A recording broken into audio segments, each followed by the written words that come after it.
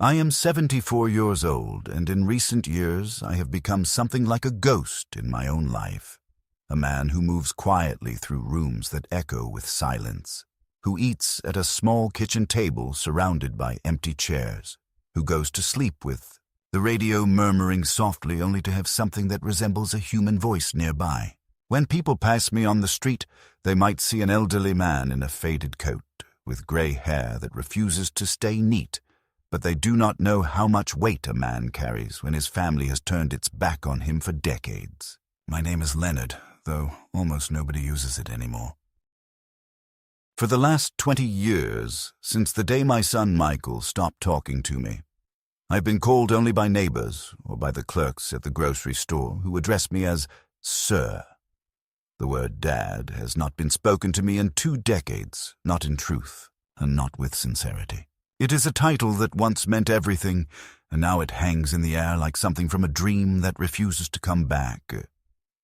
I worked nearly all my life at the assembly plant, just outside Topeka, Kansas, building farm equipment. It was not glamorous work, and the pay was never extraordinary, but it was honest, and I never once in my life shirked a shift or took a dishonest penny.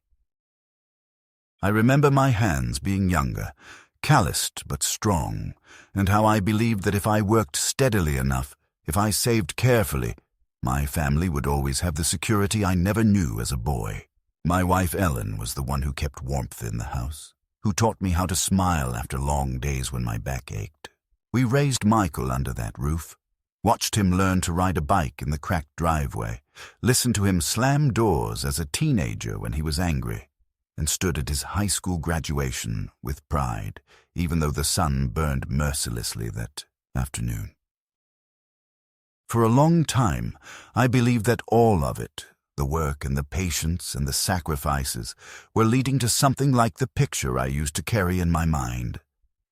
Christmas dinners around a crowded table, grandchildren running in the hallway, Michael calling me on Sundays just to ask if I had eaten.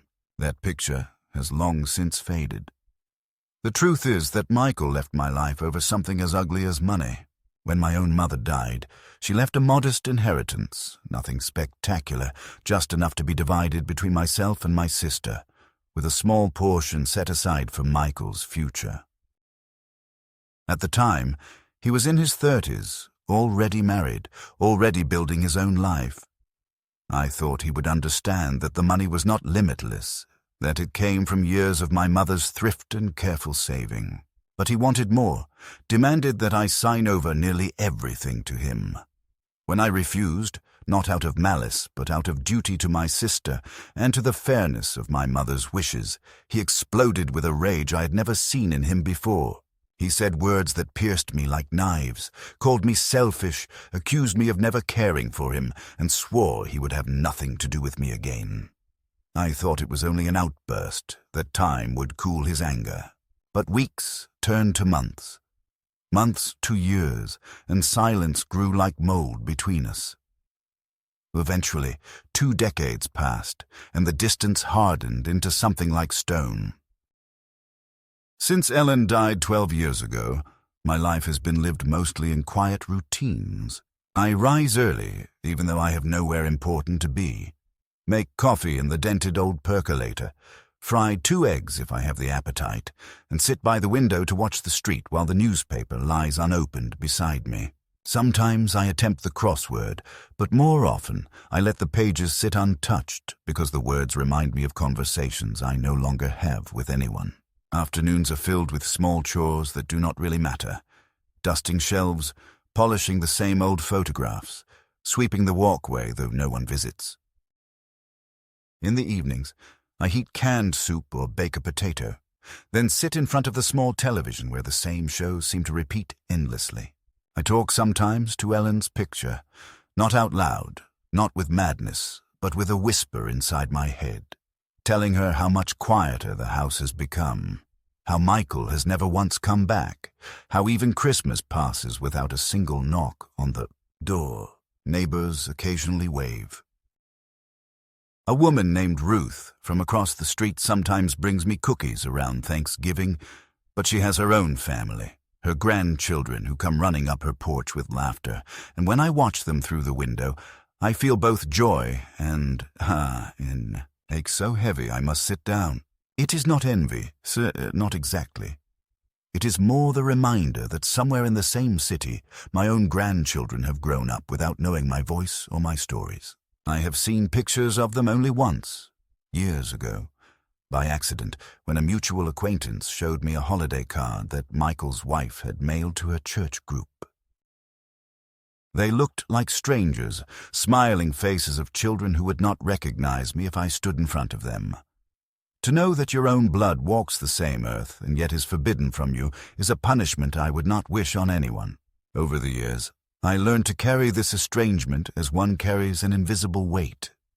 I stopped expecting the phone to ring on Father's Day.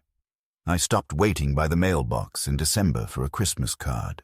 I forced myself not to linger too long on the memories of Michael as a boy, though they return uninvited at odd hours.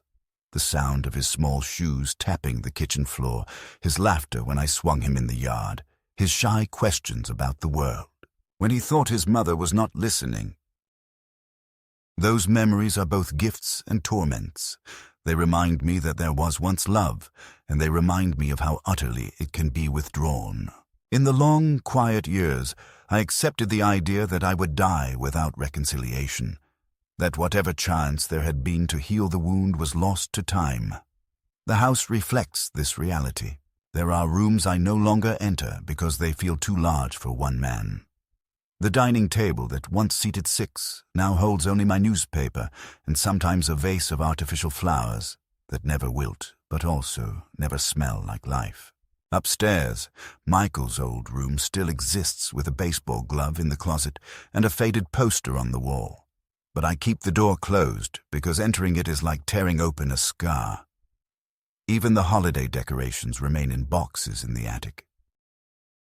I've not put up a Christmas tree since Ellen's last year, because decorating for no one feels like mocking myself. The radio, with its soft hum and occasional crackle, is the only company I allow. And sometimes, when the announcer's voice fades between stations, I close my eyes and imagine it is the sound of another human being speaking to me. What keeps a man alive in such solitude is not always hope, but habit. Habit has been my anchor. I know exactly how many steps it takes to walk from my bedroom to the kitchen, exactly which floorboard will creak when I carry laundry to the basement, exactly how long the kettle takes to whistle. It is a life reduced to small measures, and though it lacks joy, it carries a certain steadiness. And yet beneath that steadiness lies a current of longing I cannot extinguish. A man can claim he is used to loneliness, but no one is truly immune to the hunger for family. I may have told myself for years that I no longer cared whether Michael remembered me. But late at night, when the wind rattles the windows, I know that if the phone were ever to ring with his voice, I would answer before the first chime ended. The turning point of my otherwise monotonous existence arrived not with a grand announcement or a lightning strike, but with the simple scratching sound of a pen and the folding of a paper slip in my local gas station. I'd stop there, as I often did on Saturday mornings, more out of habit than necessity, to buy a cup of weak coffee and exchange a few words with the cashier, a young woman who never remembered my name but always smiled politely. On that particular morning, something caught my eye behind the counter. A stack of colorful lottery tickets, half covered by a display of candy bars.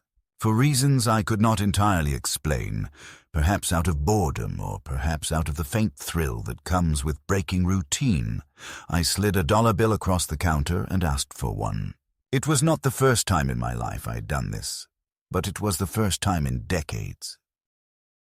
I had long considered gambling a foolish pastime, especially after years of watching co-workers waste their paychecks chasing luck, but there was something in the air that day, a kind of restless impulse, and I gave into it without expectation. I carried the ticket home tucked into my wallet, nearly forgetting about it until late that evening when the television announcer began reading out numbers during the state lottery broadcast. I sat in my worn armchair with the volume turned low, not really listening, half asleep, until the sequence of digits reached me in a strange echo, as though the announcer was speaking directly into my chest. I fumbled for my wallet, unfolded the slip, and read the first number, then the second, and then the third. My pulse quickened. By the time the last number matched, I was gripping the ticket so tightly my knuckles whitened. At first, I thought there must be a mistake. My eyes, weak with age, surely misread the digits. But after checking and rechecking, it became undeniable. I had won. Not a few $100s, not even a modest sum, but the full jackpot, an amount so vast compared to my modest savings that I sat in disbelief, staring at the screen until it faded into commercials. For days afterward, I moved through my routines with a surreal sense of dislocation. At the grocery store, as I placed cans of soup and bread on the conveyor belt, I kept thinking to myself that I could purchase the entire store if I wanted.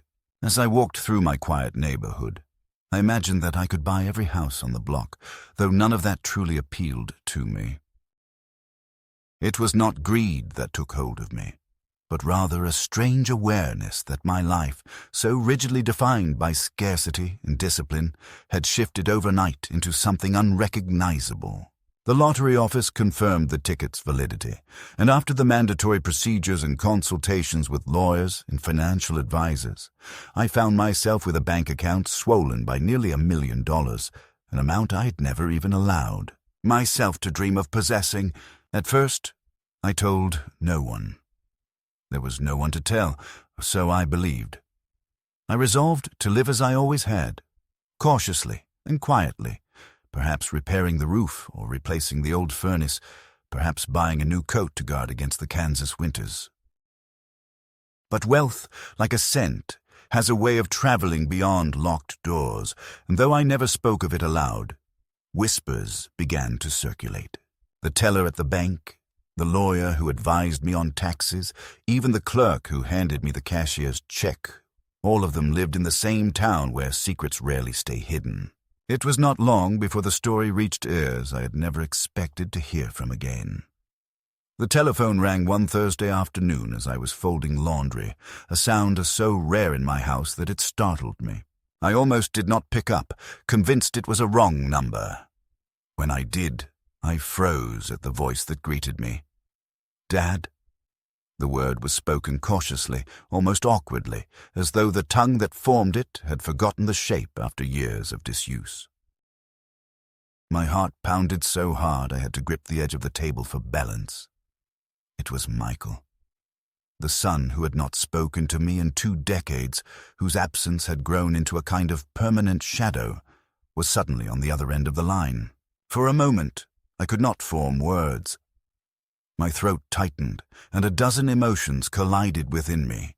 Joy, suspicion, longing, fear. Finally, I managed a hoarse reply. "Michael, is it really you?" His voice, deeper and more assertive than I remembered, carried a strange brightness. He spoke of the years that had passed, glossing over them as though they were nothing more than a season that had drifted by. He mentioned his children, now grown, whom I had never seen except in that single photograph long ago. Then, without much preamble, he extended an invitation. Christmas, he said, would be the perfect time for us to be together again. His wife was preparing a large dinner. The children would be home from college, and it would mean so much to have me there.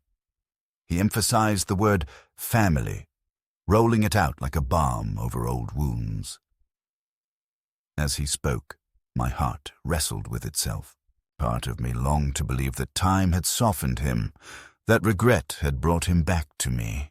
But another part, sharper and less forgiving, whispered the truth I did not want to face, that the timing of his sudden reconciliation was no coincidence. The whispers of my lottery win must have reached him, and now, after 20 years of silence, he remembered he had a father. Yet even as suspicion gnawed at me, I felt the weight of loneliness pressing harder. The prospect of sitting at a table with family, of hearing voices in my home again, of not being invisible on Christmas Day, all tempted me toward acceptance. I agreed, my voice trembling as I said I would come. He sounded almost triumphant, though he disguised it with warmth. After the call ended, I sat in the stillness of my house, staring at the receiver in my hand. I wanted to weep, though I could not decide whether it was from happiness or dread. For 20 years, I prepared myself for the possibility that reconciliation would never come, and now it appeared suddenly, almost suspiciously, just as my circumstances changed. Yet despite the doubts that clung to me, I found myself already imagining the drive to his house, the sound of my grandchildren's laughter, the aroma of Christmas dinner filling the air. I told myself it was a second chance, even as a voice deep inside insisted it was something else entirely. The weeks leading up to Christmas moved strangely for me, filled with a nervous energy I had not felt in years, as though I were preparing for some kind of performance rather than a simple family gathering. I bought a new coat, not extravagant, but warm and respectable, telling myself it would keep me presentable among relatives I'd not seen in decades. I spent long hours pacing the house, rehearsing in my mind what I might say to Michael, how I might greet the grandchildren, whether I should attempt an apology for the years of silence, even though I had not been the one to sever the bond. I imagined Ellen standing beside me, whispering that I should be patient, that I should take what was offered even if it came too late. Yet every time I tried to picture a joyful reunion, there was a hollow place in my chest that refused to be filled. A nagging suspicion that the sudden invitation was too neatly aligned with my change of fortune to be mere coincidence. Still, hope is a stubborn thing in the heart of a lonely man, and by the time the morning of Christmas Eve arrived, I found myself driving with trembling hands toward my son's home, carrying a bottle of wine and a tin of cookies as peace offerings, my pulse hammering with a mixture of dread and anticipation. Michael's house was larger than I expected, a broad suburban home with 2 stories, a wreath on the door and lights strung neatly along the roofline. It radiated a kind of affluence that surprised me, though perhaps it should not have. After all, 20 years is a long time in which to build one's fortune. Still, there was something in the sharpness of its presentation, the polished driveway with 2 late-model cars gleaming in the cold air, that made me feel small before I even stepped inside. I rang the doorbell and waited, clutching the tin in my hand, rehearsing my smile. When the door opened, Michael stood there in a sweater that looked expensive, his hair graying but still thick, his face more lined than I remembered, yet still carrying that same resolute jaw that once turned stubborn against me. He greeted me with a hug that felt more staged than sincere, firm but slightly too brisk, as if a camera were recording it somewhere behind me. Inside, the house smelled of roasted meat and cinnamon, a feast in preparation, and voices drifted from the kitchen where his wife, Linda, offered me a polite smile, but no embrace, her eyes scanning me as though to measure how frail I had become. My grandchildren, taller than I expected, stood awkwardly at first, introduced with quick words as though I were a guest rather than their grandfather, and while one offered a handshake, the other simply nodded before disappearing toward the living room. I tried not to let the coldness pierce me, but it was there, just beneath the veneer of hospitality. We sat together, exchanging formal words, Michael asking about my health in a tone that seemed more like an evaluation than genuine concern.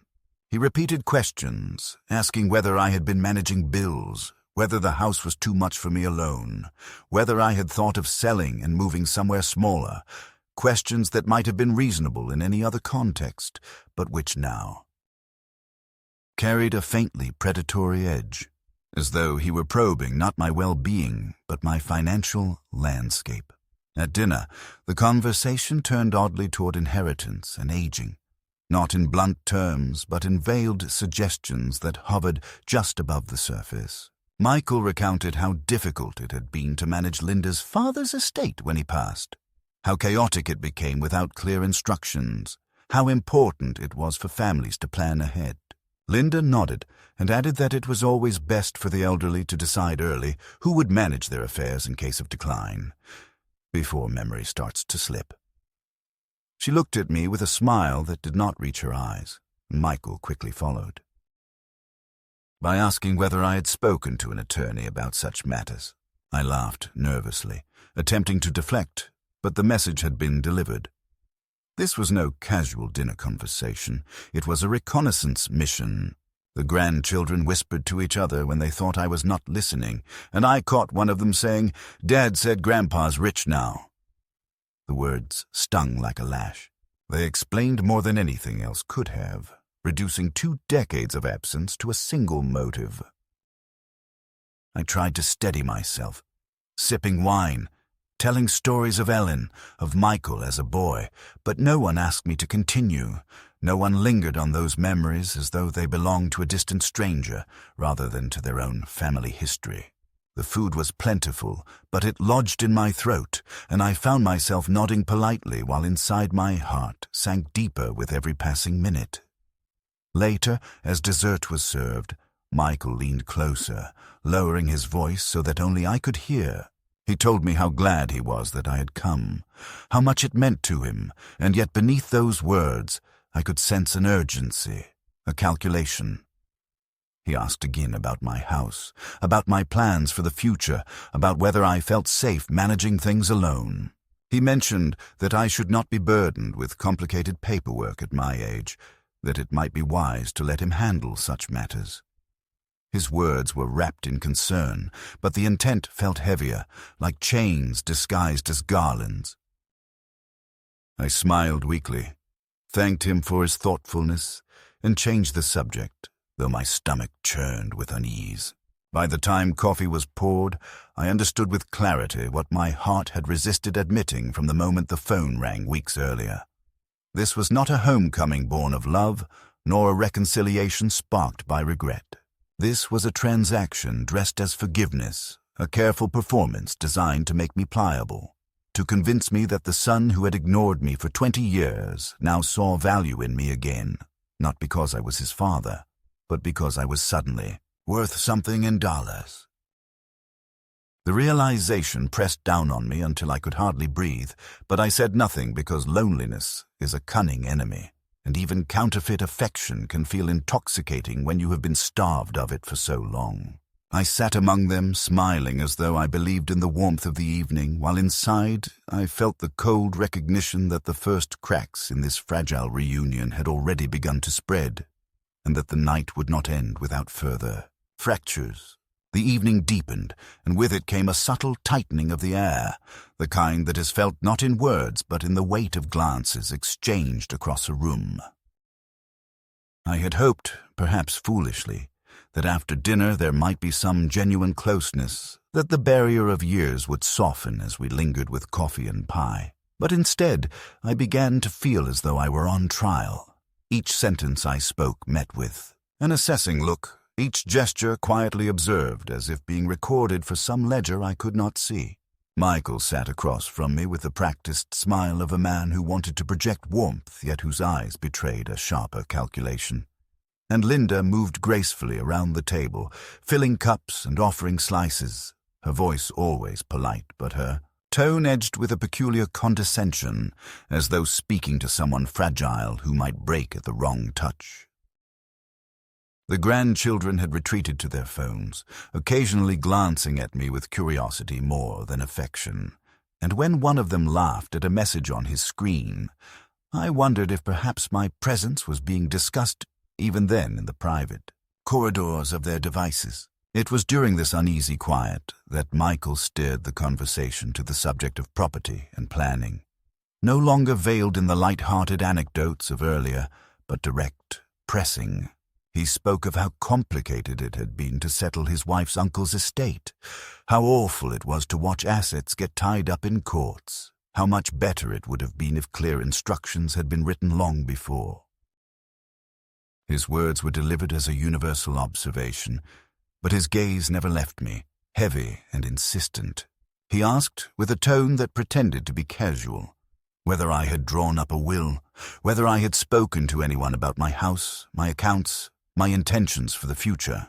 He chuckled lightly when I hesitated, remarking that these things become more urgent at our age, and that it would be irresponsible to leave everything disorganized. I felt my chest tighten as I realized the evening had turned a corner from suspicion into something undeniable. What had masqueraded as reconciliation was now plainly exposed as interrogation, the dinner a stage for Michael to confirm what he wanted to know, how much I had, what I planned to do with it, and whether he would be written into the script of my final years. The air seemed to grow colder, though the fire crackled in the hearth, and I struggled to maintain composure, to respond without anger, but my voice shook as I told him I had not made firm plans, that I was in no hurry to think of death. He smiled at that, shaking his head as if I were being childishly stubborn, and Linda touched his arm with a look of encouragement, whispering that I ought to think of the family, that surely I wanted to protect them from confusion. For a moment, I felt dizzy, as though the walls of the room had tilted, and I excused myself under the pretense of needing the restroom. In truth, I sought air, a reprieve from the suffocating weight of their scrutiny, and I slipped out the back door onto the porch where the night was sharp with winter chill. Snow dusted the ground, glittering beneath the streetlights, and I stood there with my breath rising in pale clouds, gripping the railing as though it were the only solid thing left. Inside, I could still hear faint laughter, the clinking of plates, but out here I allowed myself to sag beneath the knowledge that the reunion I had long dreamed of was nothing more than an illusion, a carefully constructed play in which I was both guest and target. As I stared into the darkness, I remembered the night Ellen and I first brought Michael home from the hospital, how tiny he had been in the crook of her arm, how we had whispered promises to protect him, to love him, to never let him feel unwanted. That memory cut deep now, because standing on his porch, invited not as a father but as a bank account in human form, I realized those promises had been kept only on one side. When I finally returned inside, the atmosphere had shifted further. The children gone to bed, the adults gathered in the living room where the conversation turned openly to finances. Michael spoke of his mortgage, of the costs of tuition, of how difficult it had been to maintain the lifestyle they had built, and though he never explicitly asked for money, the implication sat heavy in every pause.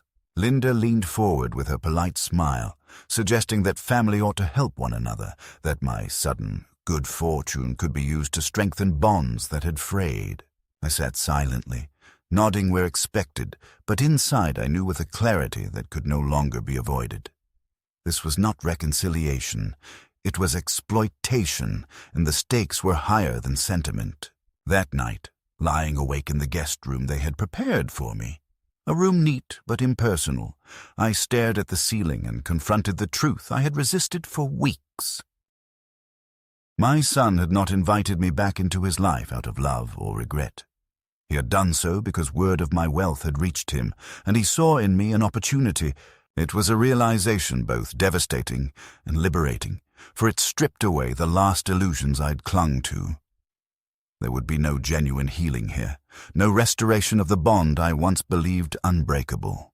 There was only a negotiation disguised as family, and I would have to decide how to respond. The next morning, the house was filled with the scents of breakfast, coffee, bacon, toasted bread.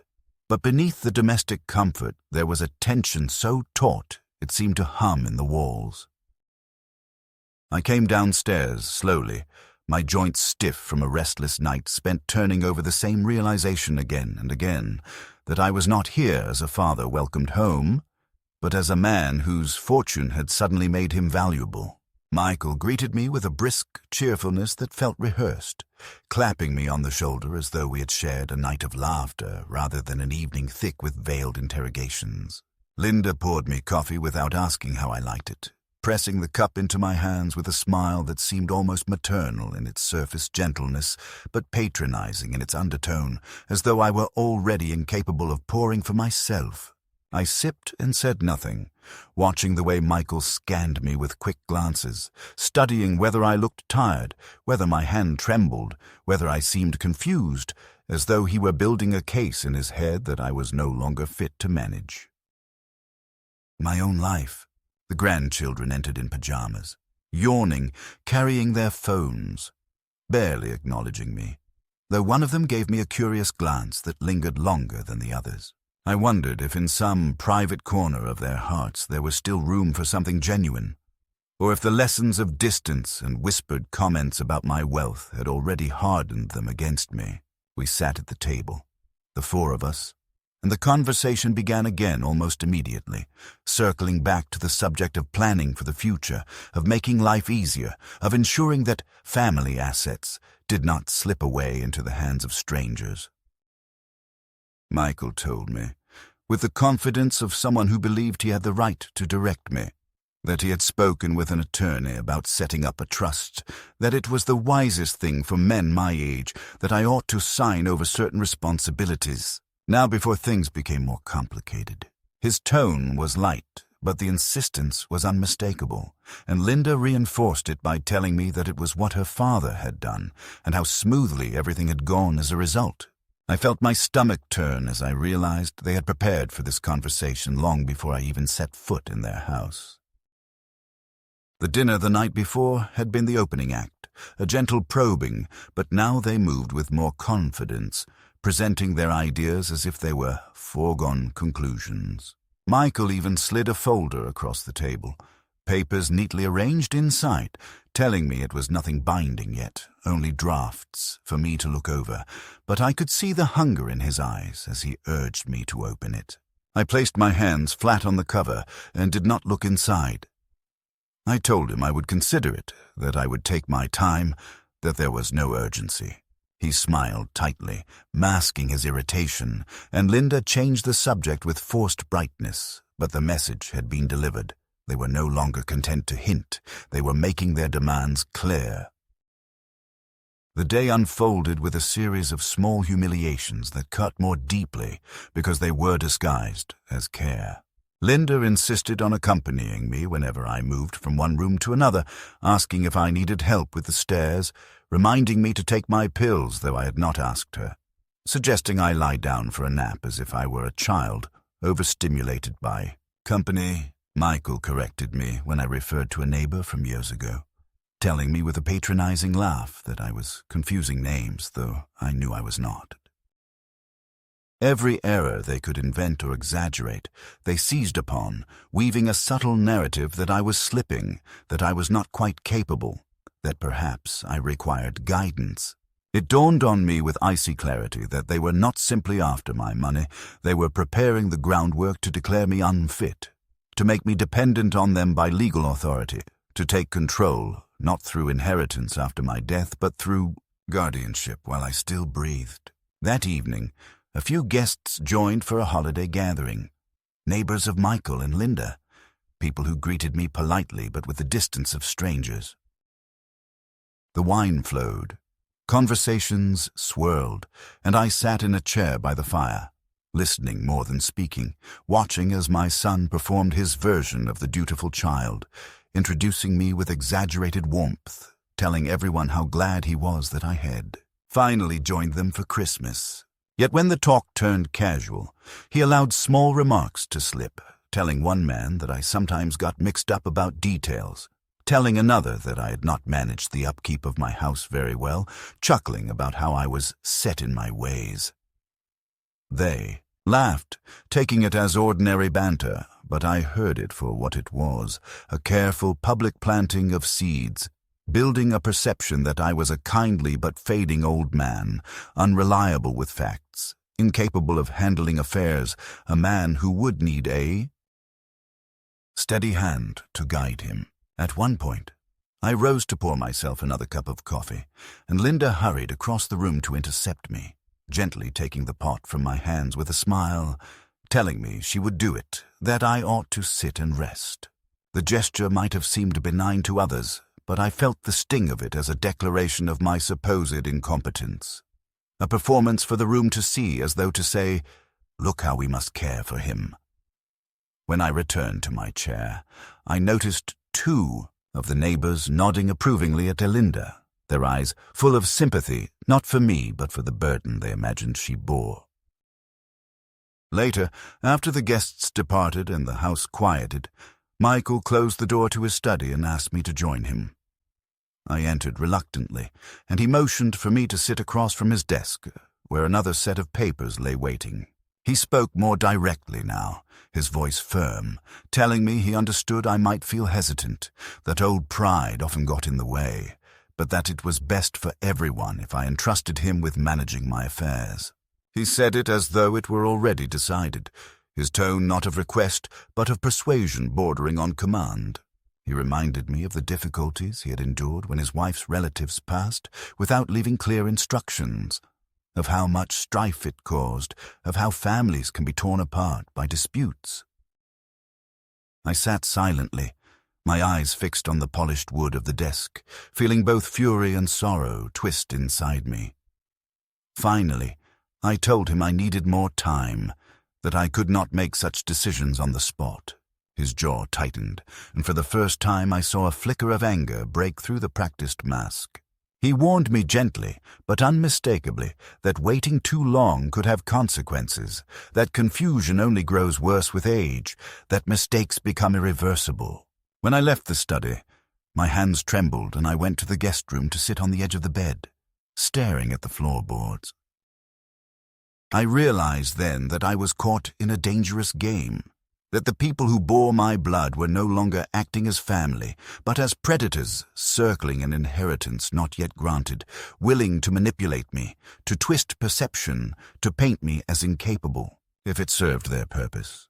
The house, with its cheerful decorations and festive scents, had become a cage, and I was the animal placed inside for observation until I yielded what they wanted. In the days that followed, their pressure grew more insistent. Michael asked me directly at breakfast whether I had thought about the papers. Linda reminded me that it would be selfish not to prepare, and even one of the grandchildren casually asked if I would be moving closer soon so that Dad could help you. With your stuff. The collusion was unmistakable. Every detail of my behavior was monitored, every hesitation noted, every word weighed. They wanted me to believe that surrender was inevitable, that resistance was foolish. But inside me, something else stirred, something I had not felt in years, a stubborn fire, the same one that had carried me through decades of factory work, the same one that had allowed me to endure 20 years of silence without completely collapsing. I realized that though they saw me as weak, as pliable, as desperate for affection, they had underestimated the resilience that loneliness forges. On Christmas night, as the family gathered once more around the table, I sat among them with my heart pounding, watching as Michael reached again for the folder of documents he wished me to sign. Linda spoke with a soothing tone about how this would make things easier, how I would no longer have to worry, how they would take care of everything. The grandchildren looked on, more interested in dessert than in my answer, but I knew the moment was decisive. They believed they had cornered me, that I would yield at last under the combined weight of their persuasion. Yet as I listened, I felt something harden within me, a decision forming that I would not tell them yet, but that would determine everything that followed.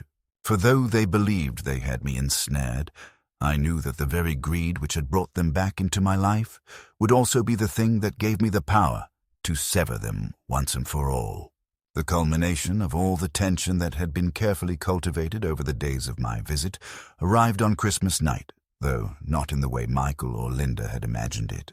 The table was once again filled with food, the kind of abundance that seems designed less to nourish than to impress. Every dish perfectly arranged, every glass filled, every candle lit so that the house glowed with festive warmth. Laughter came easily to the others, but for me it sounded hollow, as though the cheer existed only on the surface, a performance for the occasion. I sat quietly, responding politely when addressed, sipping my wine with deliberate slowness, all the while aware that they were circling toward the moment they had been building to since the phone call weeks earlier.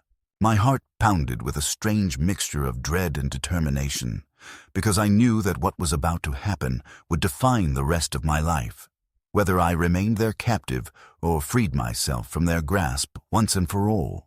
After dessert was cleared, Michael leaned back in his chair with the practiced ease of someone who believed the stage was set.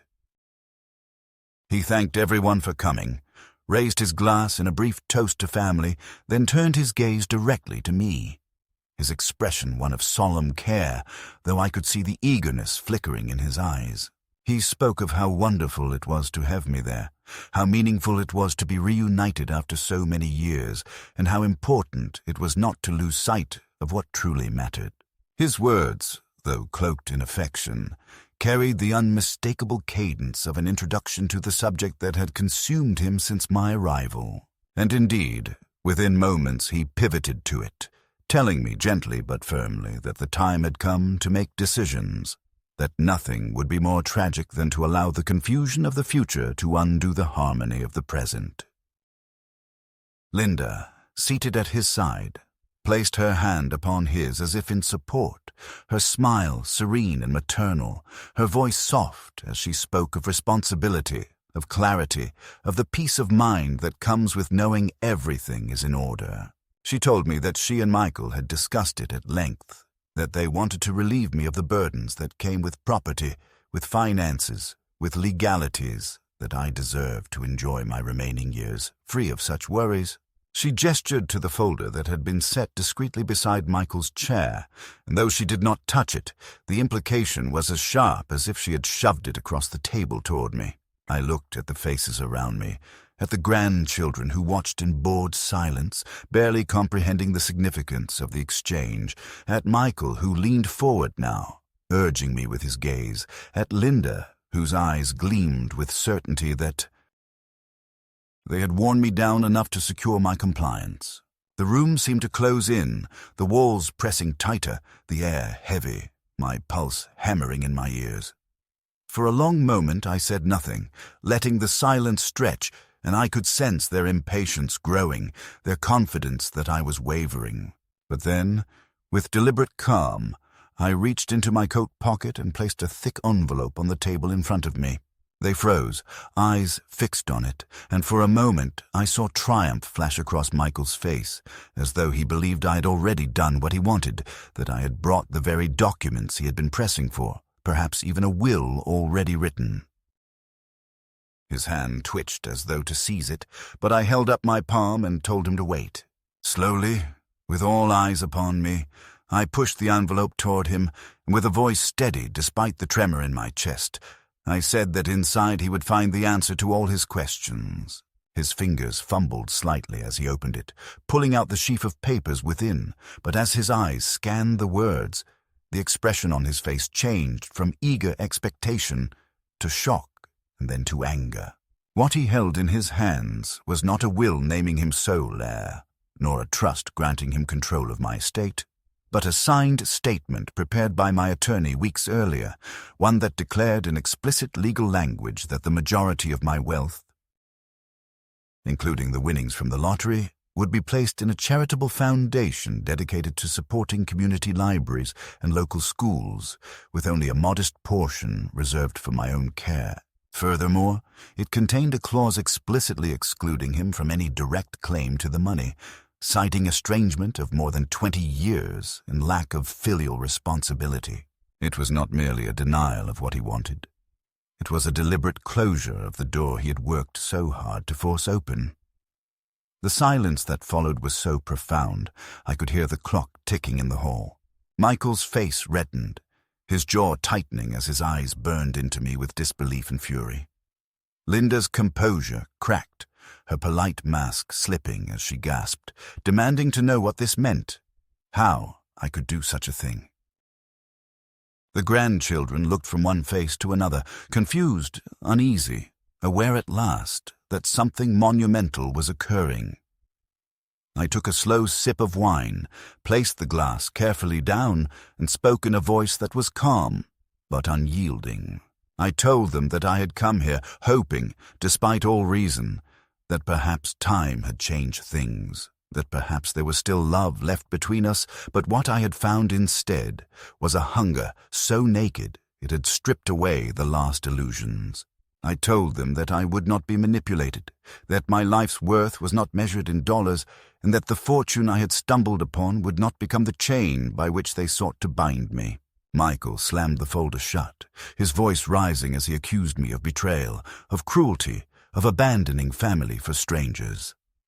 Linda's words cut sharper, accusing me of selfishness, of destroying the future of my own grandchildren. I listened, but their fury washed over me without breaking the resolve that had hardened inside me. I told them quietly that family is not built on inheritance, that love is not proven by signatures on documents, and that the years of silence had already testified to where their hearts truly lay. They demanded explanations. They shouted, but I remained seated, steady, watching as their performance collapsed into raw anger. Finally, when their rage had exhausted itself into bitter silence, I rose from the table, took my coat from the back of the chair, and told them that this was the last time I would sit at their table. I thanked them for the meal, wished them a Merry Christmas, and with deliberate dignity walked to the door. Behind me I heard Linda's choked sobs, Michael's muttered curses, the grandchildren whispering in confusion, but I did not turn back. Stepping into the cold night air, I felt the sting of winter on my face, but also a strange warmth within, the warmth of a man who had chosen dignity over surrender, who had refused to be used even at the cost of blood ties. For the first time in many years, I felt the weight in my chest lift, not because I had regained my family, but because I had finally let go of the illusion that they had ever intended to return to me. The walk from their house to my car felt longer than it was, as though each step was carrying me not only away from the porch lights and the muffled voices inside, but also away from 2 decades of yearning that had held me captive. The night was crisp, the snow crunching beneath my shoes, and when I reached the car and closed the door, I sat for a long moment in silence, gripping the wheel, listening to the echo of their shouts still ringing faintly in my ears. My hands trembled, but it was not from weakness. It was from the surge of release that coursed through me, the strange mixture of sorrow and relief that comes when the truth, however brutal, finally stands naked and undeniable. I had not regained a son that evening, but I had regained myself, the part of me that had long been shackled by hope, by the desperate hunger for reconciliation, by the illusion that time and money might heal wounds that had long since festered, beyond repair. Driving back through the quiet streets, past houses glowing with holiday lights and windows filled with families gathered in warmth, I did not feel envy as I once had. Instead, I felt something closer to acceptance. Those lights belonged to others, to lives built on different choices, and I no longer needed to measure my own worth against them. My road was solitary, yes, but it was mine, and it stretched before me now without the heavy weight of a false expectation. For years I had clung to the fantasy that one day Michael might return, that one day I might sit at his table as a father again, but the encounter had burned that fantasy away, leaving me with a clarity as sharp as the winter air. In the weeks that followed, I found a new rhythm to my days. I met with my lawyer and finalized the details of the foundation I had established, ensuring that the money which had poisoned the air between my son and me would instead nourish places of learning and community, libraries and schools where children could discover voices and stories that might save them from bitterness. For the first time, writing my name on those papers felt like planting something instead of burying it, and I left the office lighter than I had entered. At home, I cleared out closets, sorted through Ellen's belongings, placed boxes of books and old clothes into my trunk, and drove them to the local community center where volunteers received them with gratitude.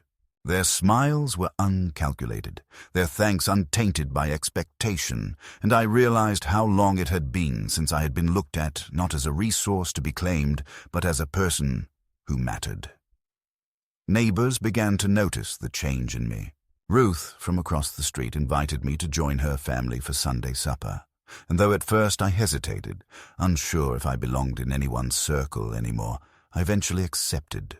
Sitting at her table, Surrounded by her children and grandchildren, I laughed at their small arguments and their teasing, not because I mistook them for my own, but because their joy reminded me that family can take forms beyond blood.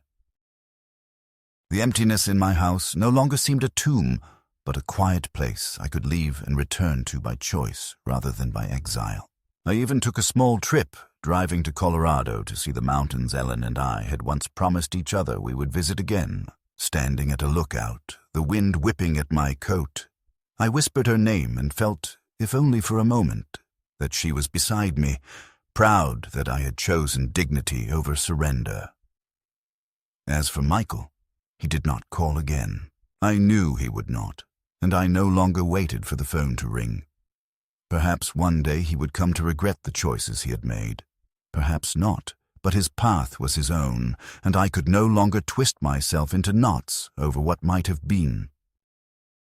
The last tie had been cut that Christmas night, and though the severing had been painful, it was also final, and in that finality there was a strange peace. For 20 years I had been both prisoner and supplicant, longing for a reconciliation that never came. But now I stood outside that prison, free to spend my final years not as a man begging for scraps of affection, but as a man who understood his own worth. On the following Christmas, I did not sit alone with canned soup and an old radio. Instead, I volunteered at the community center's holiday dinner, serving plates of food to strangers who smiled at me with gratitude that was simple and uncalculated. Children tugged at my sleeve, asking for stories, and I told them small pieces of my past, careful not to let the bitterness seep through, choosing instead to give them laughter and warmth. When the evening ended and I walked back to my car beneath the glow of streetlights, I felt a quiet satisfaction that I had not felt in years. I had not been restored to the family I once longed for, but I had found something else. A life no longer defined by rejection, but by choice, by the ability to give freely where giving was welcome. And so my story closed, not with the fairy tale of reconciliation, but with the harder, truer ending of acceptance. I had lost a son long ago, but in losing him finally and completely, I had regained the dignity of a man who chooses where to place his love, and I knew, as I turned the key in the ignition and the car hummed to life, that the road ahead, though shorter than the one behind, would be mine to travel on my own terms.